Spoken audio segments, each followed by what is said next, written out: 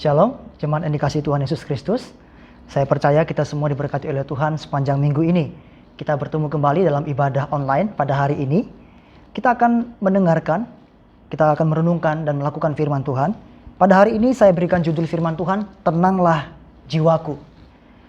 Saya akan bacakan firman Tuhan di dalam Mazmur 116 ayat 5 sampai ayat 11. Demikian firman Tuhan, Tuhan adalah pengasih dan adil. Allah kita penyayang. Tuhan memelihara orang-orang sederhana. Aku sudah lemah, tetapi diselamatkannya aku. Kembalilah tenang, hai jiwaku, sebab Tuhan telah berbuat baik kepadamu. Ya, Engkau telah meluputkan aku daripada maut, dan mataku daripada air mata, dan kakiku daripada tersandung.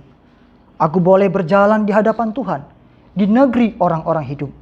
Aku percaya, sekalipun aku berkata, aku ini sangat tertindas. Aku ini berkata dalam kebingunganku, semua manusia pembohong. Jemaat yang dikasihi Tuhan Yesus Kristus, orang-orang yang diberkati, yang berbahagia adalah orang-orang yang mau mendengarkan firman Tuhan dan memelihara dalam hatinya. Sebagaimana firman Tuhan yang kita baca hari ini di dalam Mazmur pasal 116 ayat 5 sampai ayat 7 dan dilanjutkan sampai ayat 11, di mana pemazmur mengatakan bahwa dia mengajak jiwanya untuk tenang. Dan dilanjutkan di dalam ayat 7, sebab apa? Sebab Tuhan telah berbuat baik. Nah, sahabat yang dikasihi Tuhan Yesus Kristus, kita tahu bahwa hidup kita tidak pernah lepas dari yang namanya masalah. Seakan-akan masalah itu sudah menjadi bagian dari hidup kita. Masalah keuangan kah? Masalah keluarga? Masalah pekerjaan? Masalah studi? Atau mungkin masalah-masalah lain dalam hidup kita. Dan kita tahu bersama bahwa pada saat ini pun kita mengalami masalah global. Semua orang mengalaminya. Yaitu apa? COVID-19. Sebelum kemunculan pandemi COVID-19 ini, kita sudah punya banyak masalah juga tadi. Begitu kompleksnya masalah kita.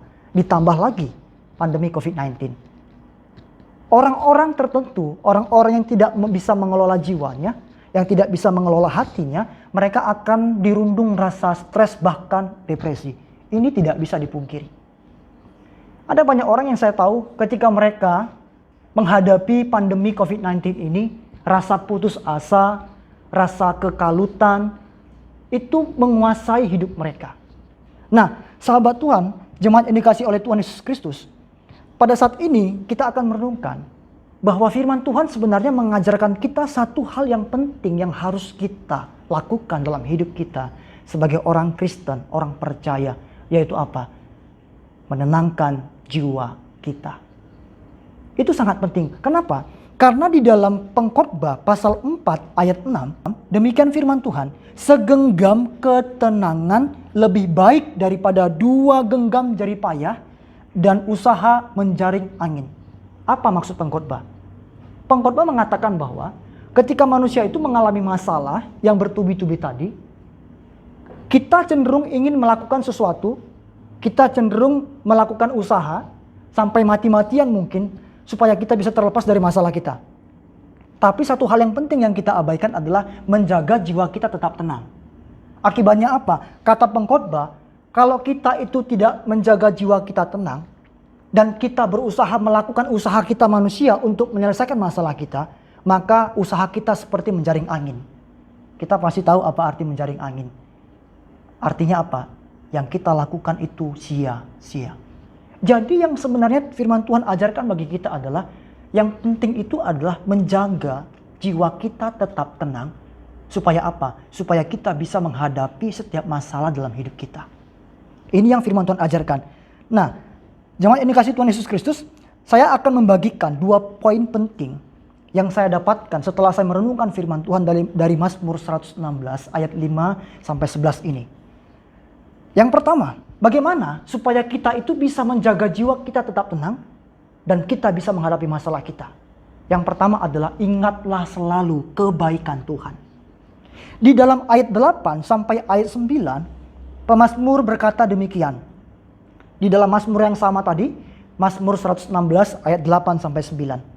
Ya, Engkau, maksudnya Tuhan, telah meluputkan aku daripada maut, dan mataku daripada air mata, dan kakiku daripada tersandung. Ayat 9. Pemazmur berkata demikian, aku boleh berjalan di hadapan Tuhan di negeri orang-orang hidup. Si pemazmur ini ketika dia menulis Mazmur 116 ini, itu mengalami masalah juga, Bapak Ibu Saudara yang dikasihi Tuhan. Bahkan dia jujur, dia berkata, aku sangat tertindas. Dari sini kita bisa tahu bahwa masalah yang dihadapi oleh pemazmur ini bukan masalah biasa. Tapi masalah yang cukup berat sampai dia berkata, aku sangat tertindas. Tetapi dia berkata kepada jiwanya di ayat 7, kembalilah tenang hai jiwaku, sebab Tuhan telah berbuat baik kepadamu. Jadi yang pertama yang diajarkan pemazmur adalah supaya kita bisa mendapatkan ketenangan di jiwa kita. Itu adalah mengingat kembali segala kebaikan Tuhan. Bapak Ibu Saudara yang dikasihi Tuhan, kalau kita sedang marah kepada seseorang, sebagai contoh, mungkin istri marah kepada suami, atau sebaliknya suami marah kepada istri. Ketika ada perasaan marah, jengkel kepada pasangan hidup kita, kalau kita mengingat kembali segala kebaikan dia kepada kita, saya percaya rasa marah kita itu akan reda. Tapi sebaliknya, kalau kita ada rasa jengkel marah kepada pasangan hidup kita atau kepada orang lain, yang ada di pikiran kita hanya kejahatan dia, segala perbuatan dia yang membuat kita jengkel, yang membuat kita sakit hati, saya percaya amarah kita itu akan meledak-meledak. Jadi si pemazmur berkata, kalau kita itu ingat kebaikan Tuhan, kalau dulu Tuhan tolong kita, sekarang pun Tuhan pasti tolong kita. Dengan mengingat segala kebaikan Tuhan, masalah apapun yang kita hadapi itu akan membuat kita tenang. Artinya gini, dulu Tuhan tolong saya kok, sekarang pun Tuhan pasti menolong saya. Ini rahasia yang diungkapkan oleh si pemazmur. Jadi ketenangan jiwa itu kita dapatkan ketika kita selalu mengingat segala kebaikan Tuhan. Bapak Saudara yang kasih Tuhan, saya percaya setiap kita manusia, orang percaya, itu mengalami kebaikan Tuhan. Hanya kadangkala kita memang kadangkala tidak sadar. Kita berpikir kebaikan Tuhan itu adalah suatu berkat yang luar biasa. Mungkin kita mendapatkan uang yang begitu banyak. Mungkin kenaikan pangkat dalam pekerjaan kita yang kita dapatkan setiap tahun. Mungkin prestasi di sekolah kita. Mungkin kita mendapatkan pasangan hidup yang kita idam-idamkan. Atau sebagainya. Tapi saudarkah kita, bahkan satu tarikan nafas pun yang kita miliki dalam hidup kita sekarang ini, itu pun kebaikan Tuhan. Bahkan sekarang pun kita bisa mengikuti ibadah secara online. Itu pun kebaikan Tuhan. Tapi saudara coba bayangkan, segala peralatan yang kita pakai untuk merekam segala ibadah, liturgi ibadah, dari pujian, penyembahan, doa, dan firman Tuhan. Kalau Tuhan tidak campur tangan, maka semuanya akan sia-sia, semuanya akan kacau. Itu sebabnya ketika kita masih bisa berkumpul bersama dengan keluarga kita hari ini beribadah, walaupun di luar sana kacau, di luar sana banyak berita-berita yang membuat kita takut dan cemas, kita percaya ketika kita masih bisa duduk tenang di kaki Tuhan saat ini, itu pun kebaikan Tuhan. Dan saya percaya setelah ibadah ini kita akan merasakan berkat dari Tuhan. Kita tidak akan takut dan khawatir lagi. Ingatlah selalu kebaikan yang telah Tuhan lakukan bagi kita semuanya. Yang kedua, apa yang harus kita lakukan supaya tenang jiwa kita menghadapi setiap situasi sulit dalam hidup kita? Yang dikatakan pemazmur adalah yang kedua, percayalah kepada Tuhan. Setelah tadi kita mengingat kebaikan Tuhan, lalu kita harus tetap menambahkan iman kita, menguatkan kepercayaan kita. Di dalam ayat 10-11. Aku percaya, kata pemazmur, sekalipun aku berkata, aku ini sangat tertindas. Lalu ayat 11, aku ini berkata dalam kebingunganku, semua manusia pembohong. Dari dua ayat ini kita bisa pahami bahwa ketika si pemazmur mengalami masalah yang membuat dia sangat tertindas, ternyata dia berusaha mencari pertolongan kepada manusia.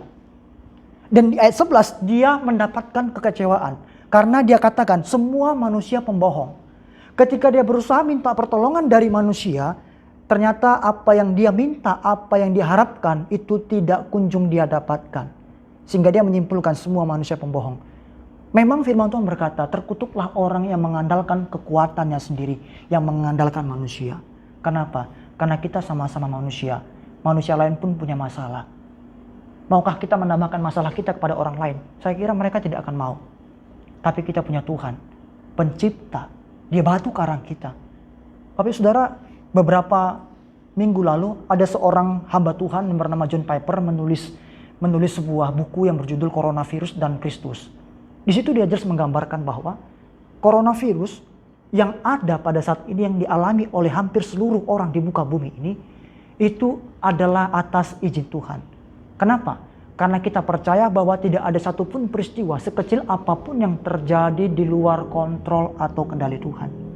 Dan dia mengatakan bahwa selain virus corona, beberapa abad lalu juga pernah ada virus yang cukup mematikan. Dan Tuhan menolong orang-orang percaya pada waktu itu. Dan dia mengatakan bahwa kita pun percaya sekarang Tuhan pasti menolong kita. Yang penting bagian kita adalah tetap percaya kepada Tuhan. Jadi si pemazmur ini jujur, Bapak Saudara. Walaupun dia itu kenal Tuhan, dia percaya kepada Tuhan, dia jujur. Dalam imannya kepada Tuhan juga itu tidak memungkiri ada masalah dalam hidupnya. Bahkan sangat menindas dia katanya. Kejujuran pun harus kita miliki sebagai anak Tuhan. Kita tidak bisa berlaga, tidak punya masalah kepada orang-orang yang tidak kenal Tuhan. Semua kita manusia itu mengalami masalah. Kita jujur. Tapi yang membuat kita beda adalah penyertaan Tuhan bagi kita orang-orang percaya kepada Tuhan. Oleh sebab itu, jemaat yang dikasihi oleh Tuhan Yesus Kristus, pada hari-hari akhir ini, mari kita berusaha menangkap maksud Tuhan. Ketika Tuhan izinkan banyak masalah, terutama ditambah dengan masalah pandemi COVID-19 ini, mungkin Tuhan itu mengajarkan kita sesuatu hal, yaitu apa? Supaya kita itu mengembalikan kasih kita yang semula kepada Tuhan. Mungkin selama ini kita disibukkan dengan kegiatan kita di luar rumah kita. Kita mengabaikan keluarga kita mengabaikan relasi kita dengan orang-orang terdekat kita. Kita tidak bisa mengasihi orang-orang yang ada di sekitar kita. Mereka kehilangan kasih kita. Sekarang kita mengembalikan kasih itu. Kita berbagi kasih kehangatan bersama-sama anggota keluarga kita. Menyanyi, memuji Tuhan, mendengarkan firman Tuhan. Mari, selain itu juga Tuhan mungkin mengajarkan kita untuk kita peduli kepada orang lain. Dengan cara apa? Dengan cara kita mengikuti peraturan-peraturan yang telah ditetapkan. Kita membantu orang-orang, membantu tenaga medis, supaya mereka tidak kewalahan. Kalau kita asik dengan sesuka hati kita melawan wewenang pemerintah, kita berkumpul dengan jumlah yang sangat besar. Lalu kita tanpa kita sadari kita menularkan virus itu kepada orang lain. Membludak dan semakin banyak.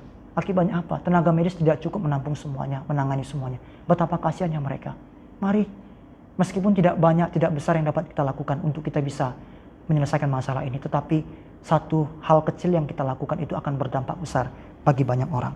Dan dengan demikian orang-orang akan melihat bahwa gereja Tuhan itu sungguh-sungguh menjadi garam dan terang yang nyata di muka bumi ini. Sahabat yang dikasihi Tuhan Yesus Kristus, jemaat yang dikasihi Tuhan, mari di akhir firman Tuhan ini saya mengajak kita semua untuk berkata kepada jiwa kita masing-masing, tenanglah jiwaku. Saya mengajak kita bisa taruh tangan kita, tangan kanan di dada kita. Dengan iman, dengan kesungguhan hati, sama-sama kita katakan, tenanglah hai jiwaku. Dengan demikian saya percaya kita akan dapat menghadapi setiap situasi kehidupan kita bersama dengan Kristus. Amin firman Tuhan. Tuhan Yesus memberkati kita semuanya.